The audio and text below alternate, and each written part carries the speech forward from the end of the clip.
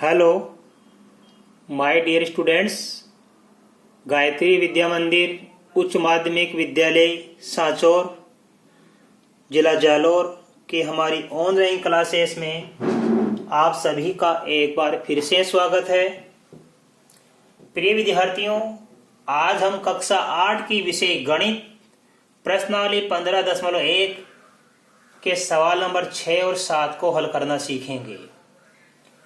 बच्चों, इसके पहले मैंने आपको 1 से 5 तक सवाल कंप्लीट सोल्व करा दिए हैं।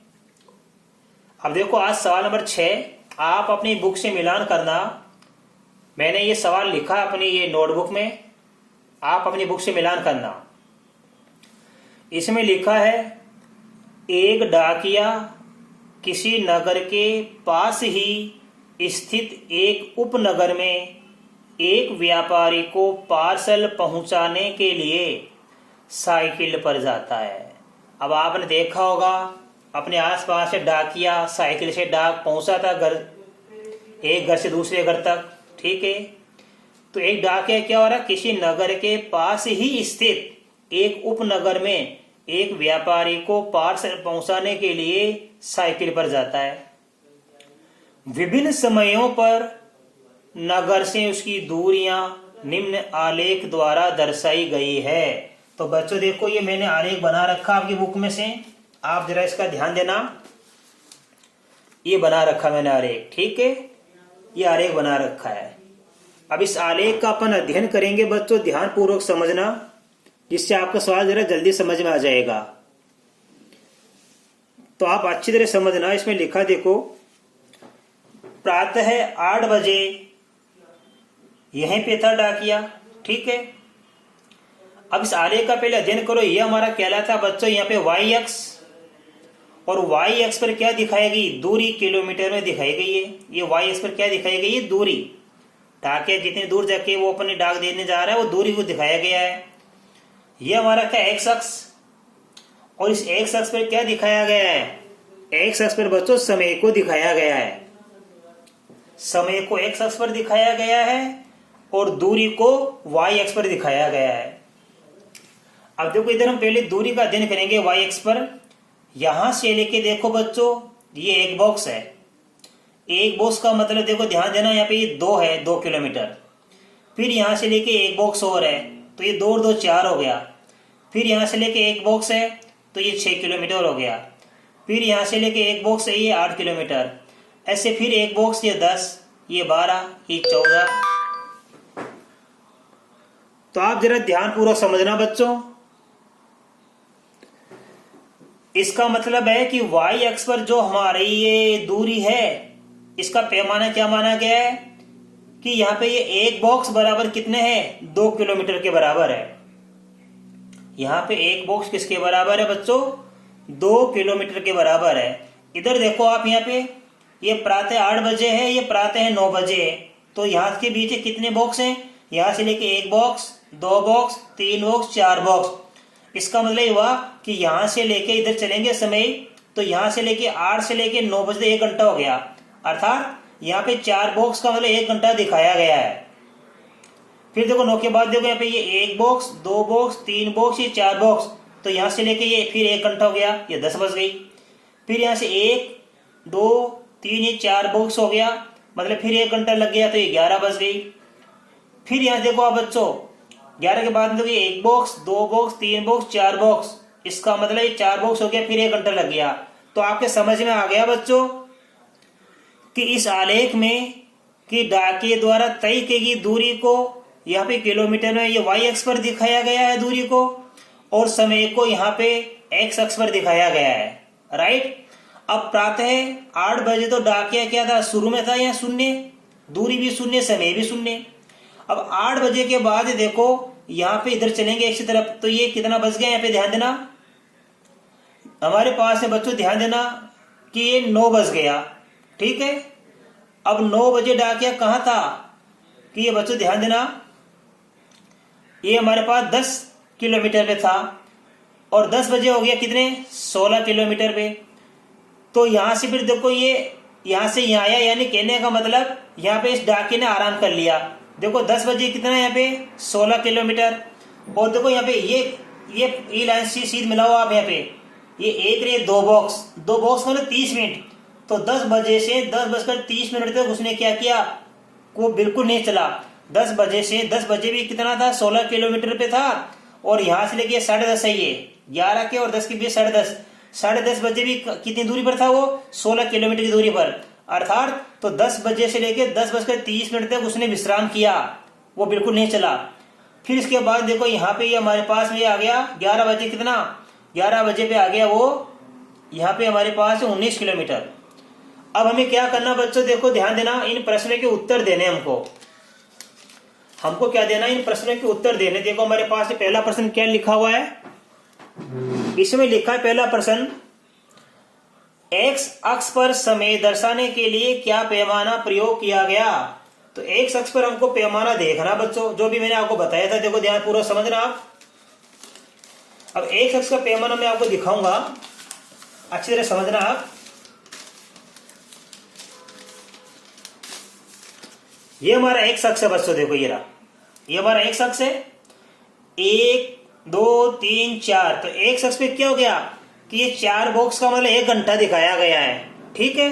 तो उत्तर में क्या लिखेंगे यहाँ पे बच्चों, ये हमारा है एक्स अक्ष पर समय दर्शाने के क्या पैमाना प्रयोग किया गया। तो हम यहाँ लिखेंगे 4 इकाई,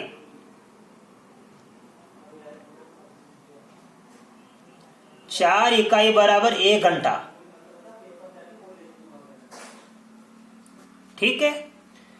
अब देखो बच्चों, इस चीज के बाद हमारा दूसरा प्रश्न और है, ध्यान पूर्वक समझना आप। इसमें लिखा है उसने पूरी यात्रा के लिए कितना समय लिया, पूरी यात्रा के लिए उसने कितना समय लिया।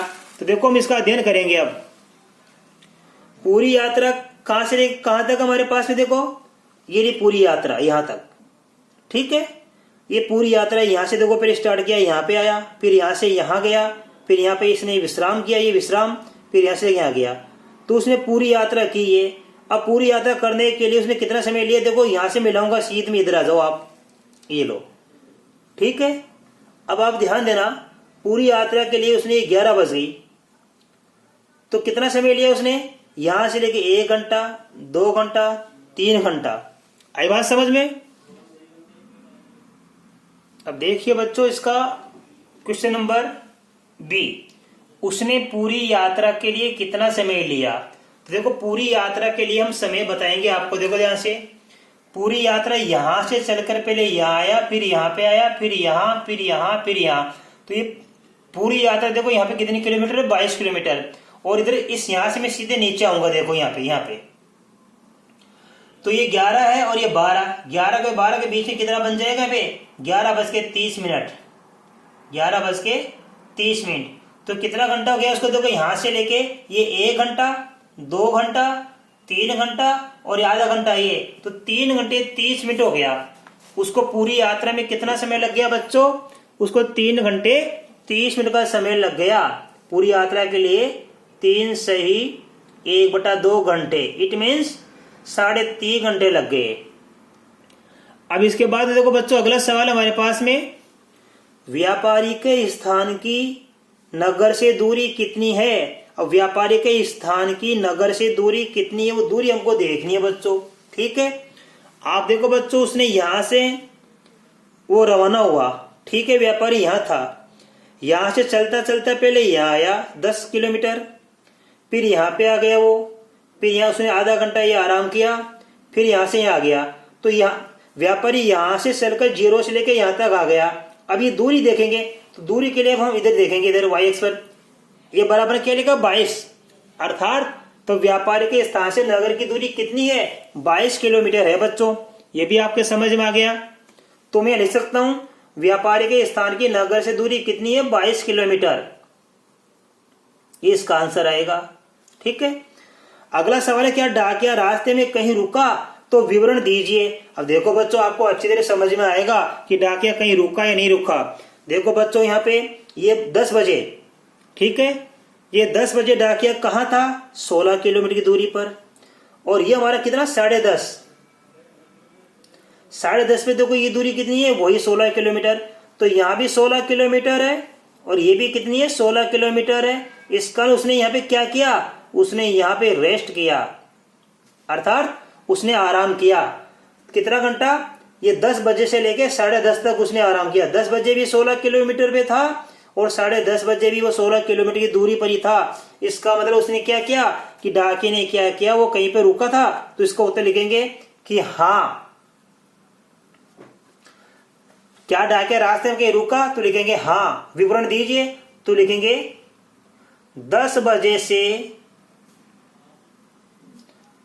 10:30 तक रुका था। तो डाकिया 10 बजे से 10:30 तक रुका था बच्चों। अब इसका देखो किस अंतराल में उसकी चाल सबसे अधिक थी। अब ये हमको क्या करनी है, देखो यहाँ 0 से लेके वो देखो ये तुम्हारा 9 बजे कहाँ गया, वो ये 10 किलोमीटर। तो यहां से लेके ये 10 किलोमीटर की चाल है। फिर 10 के बाद ये 16 गया, तो देखो ये तो कितने किलोमीटर की चाल होगी? 10 किलोमीटर की चाल होगी प्रति घंटे की। 16 में से ये 10 गया तो ये होगी 6 किलोमीटर की चाल। फिर यहां देखो 16 से लेके 22 पे आ गया तो फिर कितनी होगी? 6 किलोमीटर की चाल। तो उसके क्या 8 बजे से 9 बजे के ये प्रथम घंटा है ना, 8 से 9 वाले जो समय था, इसमें उसने शुरुआत में सबसे वो तेज गति से चला, सबसे तेज चाल थी। तो इसका आंसर आएगा यहाँ पे 8 से 9 बजे के बीच चाल अधिक थी। चाल अधिक थी बच्चों, राइट। देखिए बच्चों क्वेश्चन नंबर 7, आप अपनी बुक से मिलान करना। क्वेश्चन नंबर 7 में लिखा है ये 4 आलेख बने हुए हैं। निम्न आलेखों में कौन कौन से आलेख समय व तापमान के बीच संभव है? तर्क के साथ अपने उत्तर दीजिए। यहाँ पे हमारे पास 4 आलेख बने हुए हैं। इनमें से हमें छटाई करनी है कि कौन कौन से आलेख समय व तापमान के बीच संभव है। तो देखो बच्चों नंबर 1 में क्या ये समय दिया हुआ है एक्स अक्ष पर, एक्स अक्ष पर समय और वाई अक्ष पर तापमान है, ठीक है। अब देखो शुरू में यहाँ पे क्या है, हमारे शून्य है यहाँ पे, ठीक है। यहां से अपन एक बॉक्स चलेंगे तो एक बॉक्स इधर चलेंगे तो तापमान ये रहा, इधर भी एक बॉक्स, ठीक है। फिर हम यहां से लेके दूसरा बॉक्स है तो यहां चलेंगे हम तो इधर भी 2 बॉक्स। फिर यहां से 1 2 तीसरा बॉक्स चलेंगे, इसको मिलाएंगे हम तो ये तीसरा बॉक्स। फिर ये चौथा बॉक्स आगे चलेंगे हम तो ये फिर देखो चौथा बॉक्स। जैसे एक बॉक्स तो इधर भी एक बॉक्स, 2 बॉक्स तो इधर भी 2 बॉक्स, ये 1 2 3 बॉक्स तो 1 2 3 बॉक्स। फिर आगे चलेंगे हम देखो ऐसे तो ये 5 बॉक्स। इससे क्या सिद्ध हो रहा है कि जैसे जैसे समय बढ़ता जाता है ये तापमान भी बढ़ता जाता है, राइट। तो इसका मतलब क्या है कि नंबर 1 वाला क्या है हमारे पास में आलेख, ये समय व तापमान के बीच में संभव है। तो आप अपने उत्तर में लिखना कि नंबर 1 जो आलेख है ये समय व तापमान के बीच संभव है। इसका तर्क क्या है कि ऐसा गर्मियों में होता है। गर्मियों में क्या होता है कि जैसे जैसे समय बढ़ता है वैसे वैसे तापमान भी बढ़ता है।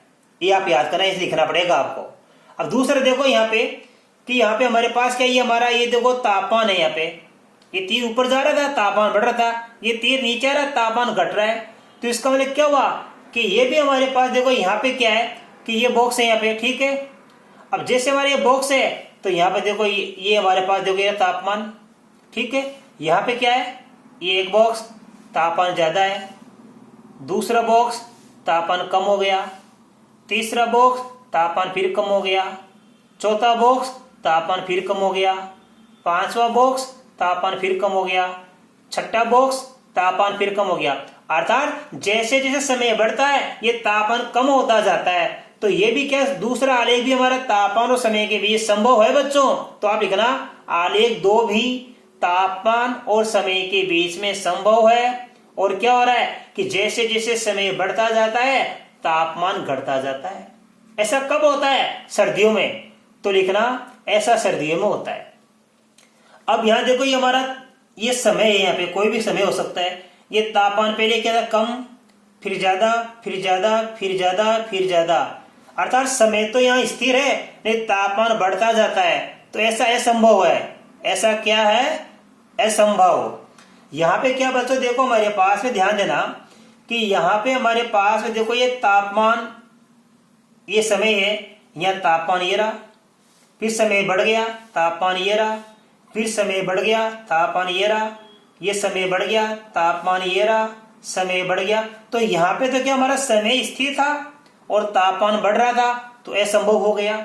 और यहाँ पे क्या हमारे पास में ये तापमान स्थिर है, ये तापमान क्या स्थिर है, समय यहाँ पे बढ़ रहा है, तो ये भी क्या हो गया हमारे पास में असंभव है।